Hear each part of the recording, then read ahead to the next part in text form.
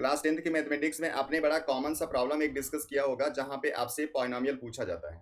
और जब पॉलिनॉमियल आपसे पूछता है तो वहाँ पे आपको मेंशन करता है दो रूट्स, उसी रूट्स को यूज करके आप लोग पॉलिनॉमियल लिख देते हो। और उसको लिखते कैसे हो? अगर मान लो दो रूट आपको दे देता है अल्फा और बीटा, तो सबसे पहले इसका आप निकालते हो सम, जो कि अल्फा प्लस बीटा होगा।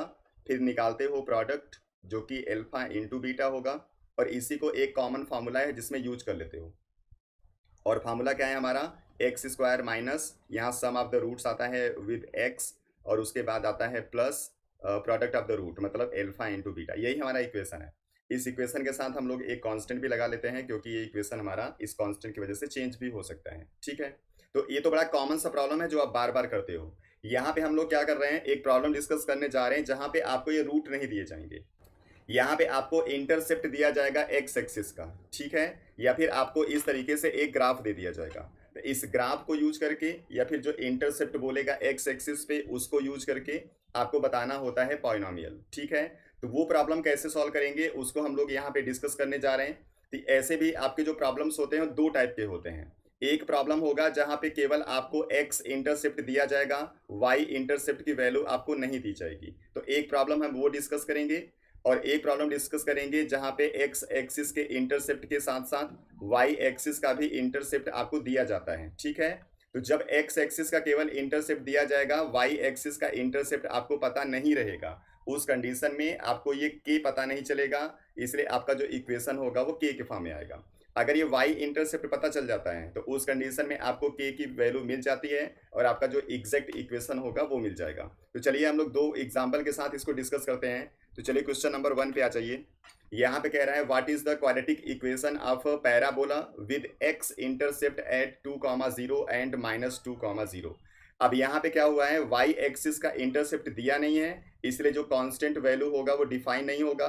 बस आपको यहाँ पे इंटरसेप्ट की वैल्यू दी गई है जिसको यूज करना है।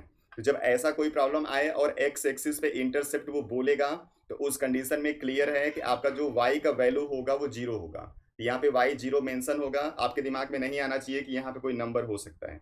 अब यहाँ पे जो एक एक्स की वैल्यू है उसको यूज करना है एल्फा, और दूसरा जो एक्स की वैल्यू है उसको यूज करना है बीटा। और जो आप नॉर्मल यूज करते हो दो रूट्स के लिए इक्वेशन, वही आपको यूज कर लेना है। ठीक है, तो यहाँ से हम लिखेंगे सम ऑफ द रूट्स, मतलब एल्फा प्लस बीटा, ये हो जाएगा 2 - 2 मीन्स 0।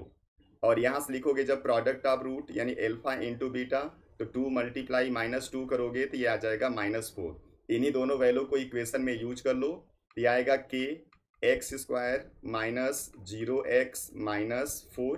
0x का कोई मतलब है नहीं, इसलिए जो आपका इक्वेशन बनेगा वो एक्स स्क्वायर -4 बनेगा। ठीक है, तो आपको मैं एक बार फिर बता देता हूँ, जब केवल x इंटरसेप्ट की वैल्यू देगा, y इंटरसेप्ट की वैल्यू नहीं देगा, तो आपको इस रिलेशन को यूज करना है और इस तरीके से इक्वेशन आपको मिल जाएगा। ठीक है, अब चलिए दूसरा एग्जांपल हम लोग देख लेते हैं जहां पे x इंटरसेप्ट के साथ साथ आपको y इंटरसेप्ट भी मेंशन करेगा। ठीक है, तो चलिए क्वेश्चन नंबर 2 पे आ जाइए। What is the quadratic equation of a parabola cuts x-axis at -2 and 3 and y-intercept at point 0, -12?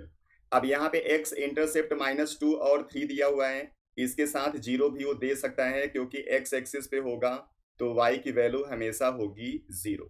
ठीक है, अब इसको कैसे सॉल्व करेंगे इसको देख लीजिए। हम लोगों के पास एक जनरल इक्वेशन होता है y equal to a x square plus b x plus c. अब इस y equal to a x square plus b x plus c से हम लोग दो इक्वेशन लिखेंगे, जिसमें एक एक्स वाई की वैल्यू यूज करेंगे पहला और एक में एक्स वाई की वैल्यू यूज करेंगे दूसरा। ठीक है, तो चलिए यहाँ पे y की वैल्यू 0 लिखेंगे और x की वैल्यू -2। ये हो जाएगा a इंटू -2 का square plus b into -2 plus c, ये आ जाएगा 4a -2b प्लस सी। ठीक है, इक्वल टू 0। ये इक्वेशन नंबर हो गया 1। अब सेम ऐसी दूसरे रूट से आप लिखोगे वैल्यू, तो y की वैल्यू 0 है, यहाँ पे x की वैल्यू यूज करनी है 3, तो लिखोगे a के साथ 3 का square plus b into 3 plus c, ये हो जाएगा 9a plus 3b plus c equal to 0। ये इक्वेशन नंबर हो गया 2। और एक इक्वेशन आप लिख सकते हो इस इंटरसेप्ट से, जिसमें x की वैल्यू आपको यूज करना है 0 और y की वैल्यू यूज करना है -12।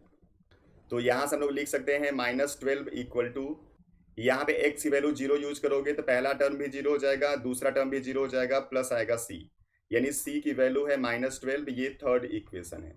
अब थर्ड इक्वेशन से सी की वैल्यू जो -12 है उसको पहले दूसरे इक्वेशन में यूज कर लो। आपको दो इक्वेशन मिलेंगे जिनको सॉल्व करके आपको ए बी बताना है। ठीक है, तो पहले इक्वेशन में सी की जगह जब -12 यूज करोगे तो क्या आ जाएगा, 4a minus 2b equal to 12 आ जाएगा। ठीक है, अब यहाँ इसको छोटा कर लो तो आपको मिल जाएगा ये 2a minus B equal to 6। ये इक्वेशन नंबर 3 है। अब ऐसे ही इस इक्वेशन से लिखोगे तो आप लिखोगे 9a plus 3b equal to 12, और इसको भी अगर आप 3 से छोटा कर दो तो आ जाएगा ये 3a plus b equal to 4। ये इक्वेशन नंबर 4 हो गया। अब इसी दोनों इक्वेशन को सॉल्व कर लो तो b यहाँ से कैंसिल हो जाएगा, ये 5a इक्वल टू हो जाएगा 10, मतलब a की वैल्यू आ जाएगी 2। अब a की वैल्यू किसी इक्वेशन में यूज कर लो, आपको b मिल जाएगा। तो हम पहला इक्वेशन यूज कर रहे हैं, तो b इक्वल टू यहाँ से लिखोगे आप 2a माइनस 6, a की वैल्यू 2 है तो हो जाएगा 4 माइनस 6 मतलब -2, तो b की वैल्यू -2 है। ठीक है, अब इसी से आप लिख दोगे इक्वेशन। तो जो आपका जनरल इक्वेशन है उसी जनरल इक्वेशन में आप ए बी सी की वैल्यू यूज कर लीजिए, आपको आंसर मिल जाएगा। तो यहाँ पे जो इक्वेशन हमारे पास है वो है a x square plus b x plus C.